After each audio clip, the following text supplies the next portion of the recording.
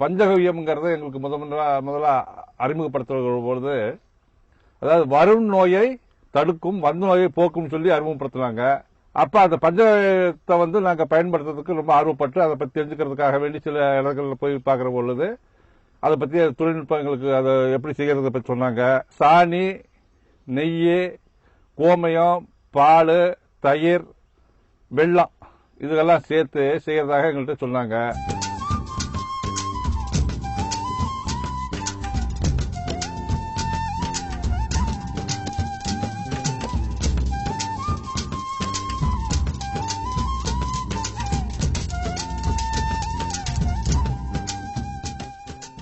ஒரு 5 கிலோ சாணிங்க, ஒரு 3/4 லிட்டர் நெய், ரெண்டையும் முதல்ல எடுத்து ரெண்டையும் பிசைஞ்சு ஒரு பானையில் மண் பானையில் வச்சிடணும். வச்சுட்டு டெய்லி அதாவது ஒரு தடவை பிணைஞ்சு வச்சிடணும். அந்த முதல் நாளே ஒரு 2 லிட்டர் பாலை வாங்கி நல்லா காய வச்சு உரையத்து வச்சிடணும். 3 நாளைக்கு இருக்கிற போது நல்லா அது புளிச்சிடும். 3 நாள் கழிச்சு அந்த கோமியம், புளிச்ச தயிர் ரெண்டையும் 3 ஒன்று சேர்க்கணுங்க. அதுக்கப்புறம் பசு மீண்டும் கொஞ்சம் பச்சை பாலை லேசா சூடு ஏற்றி அந்த பாலையை ஊற்றிட்டு கருப்பட்டியை நல்லா பழம் கருப்பட்டி வாங்கி தட்டி ஒரு 1 கிலோவை கரைச்சி உள்ள ஊற்றிடணும். அப்போ 5 பொருள் ஆச்சுங்களா? சாணி, நெய், கோமியம், தயிர், பால், கருப்பட்டி பொருள் 5 பொருள் ஆச்சு. இது பூஜை பொருள் அடிப்படையானது. இதுக்கு மேலே நம்ம நுண்ணுயிர்களை வேகமாக வளர்க்கறதுக்காக வேண்டிதான் வாழைப்பழம் போடுறோம், அந்த காடி நீர் ஊட்டுறோம், முந்திரி பழம் போடுறோம், இதெல்லாம் பண்ணிக்கிறதுங்க. இதை பண்ணி வச்சுட்டு 22 நாள் நல்லா நொதிக்க வச்சு சுற்றி விட்டுட்டே சொன்னாக்க அது நொதிச்சு நல்லா ஒரு புளிச்ச சுபாவம் வந்துகிட்டு இருக்கும். அப்ப ஒரு டேங்க்கு 250 மில்லி போட்டா போதும். 300 மில்லிங்கிறது கூட அதிகம். 300 மில்லிங்கிறது கொஞ்சம் தடிப்பமா இருக்கக்கூடிய தலை உள்ளதுக்கு தான் அந்த 300 மில்லி. நெல்லுக்கு, இந்த பூச்செடிக்கு, வாழைக்கு இதுகளுக்கு அந்த மாதிரி. மற்ற மிளகாய் செடி, மற்ற கொஞ்சம் தலைகள், அவரைக்கொடி, காய்கறி செடிகளுக்கு 250 மில்லி போட்டாலே போதும். போட்டு 10 லிட்டருக்கு 250 மில்லி போட்டு ஸ்ப்ரே பண்ணா போதுங்க. இது 2 வகையில் நமக்கு பயன்படுது. நோயும் தீர்க்கும், விரட்டலாம், இந்த பூச்சியை விரட்டும் 2 விதமாக செயல்படும். வளர்ச்சி ஊக்கியாகவும் பயன்படும். இப்படி பல வகைகள் அது இருப்பதனால நாங்கள் அதை நேரடியாக செய்து வச்சு எங்கள் பயிர்களுக்கு பயன்படுத்தணும். அனைத்து பயிர்களுக்கும் பயன்படுத்தணும். வாழைக்கு பயன்படுத்துகிறோம், வெங்காயத்துக்கு பயன்படுத்துகிறோம், பூவுக்கு பயன்படுத்துகிறோம், நெல்லுக்கு பயன்படுத்துகிறோம், தென்னை பயன்படுத்துகிறோம். எல்லாத்துக்குமே அது பயன்படுது.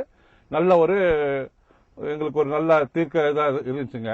இதை தொடர்ந்து நம்ம செய்கிற பொழுது அதாவது பிரச்சனைக்கு தீர்வா, பிரச்சனைக்கே தீர்வா என்ற ஒரு நிலைக்கு நம்ம போயிடுறோம். இப்ப நாங்க இந்த நிலத்துல முழுக்க பிரச்சனைக்கே தீர்வை கண்டுட்டோம்.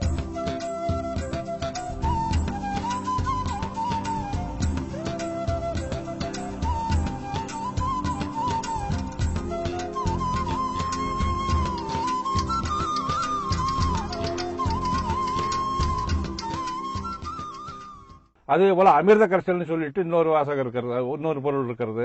அது ரொம்ப ரொம்ப சிம்பிள். அதாவது ஒரு 10 கிலோ சாணி, 10 லிட்டர் கோமியம், 2 கிலோ வெல்லம், 200 லிட்டர் தண்ணி இதை கலந்து 24 மணி நேரம் மட்டும் வச்சு நல்லா நொதிக்க வச்சு ஒரு 4 தடவை இடையில இந்த டயத்துல சுத்தி நல்லா கலக்கி விடணும். விட்டுருங்க போது அதுவும் நுண்ணுகள் பெருகி அதிகமான ஒரு இது ஏற்படும். அப்ப இது பொதுவா சொல்லுவாங்க, இந்த பஞ்சகவ்யம் அக்கா, அது அமிர்த கரைசல் தங்கச்சின்னு சொல்லுவாங்க. இது 2 மட்டும்தான் நாங்கள் இயற்கை விவசாயத்தில் முழுமையா பயன்படுத்தினது. மற்ற பூச்சி விரட்டி எப்பயாவது பயன்படுத்துவோம், வளர்ச்சி ஊக்கி எப்பயாவது பயன்படுத்துவோம். இதை ஒரு 2 வருஷம் நாங்கள் இது லைட்டா பயன்படுத்திட்டு வந்துருந்தோம். 2 வருஷத்துக்கு அப்புறம் நாங்கள் எந்த ஒரு எதுவுமே காட்ட செய்யாத அளவுக்கு ஒரு தண்ணீர் ஏற்பட்டுருச்சுங்க, மண் வளம் ஏற்பட்டுருச்சு. அந்த மண் வளம் ஏற்பட்ட உடனேயே எங்களுடைய நீர் மழை பெஞ்சு கீழே போற பொழுது கிணத்து நீர் நல்ல ருசியான தண்ணியா மாறிடுச்சு.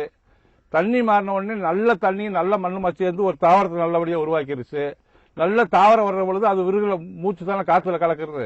அப்ப காற்றும் சுத்திகரிக்கப்பட்டது. அப்ப இங்க நாங்க எளிமையான செலவில்லாத தொழில்நுட்பத்தை கொண்ட ஒரு வலிமையான வேளாண் முறையை கையாளுவதற்கு ஒரு தொழில்நுட்பம் எங்களுக்கு ஏற்பட்டுருச்சுங்க. அப்ப இது நிலைத்த நீடித்த வருமானத்தை நிலைக்க வைக்க வேண்டும் என்று சொன்னாக்க நம்ம இயற்கை விவசாயத்துக்கு வந்துதான் ஆகணும்.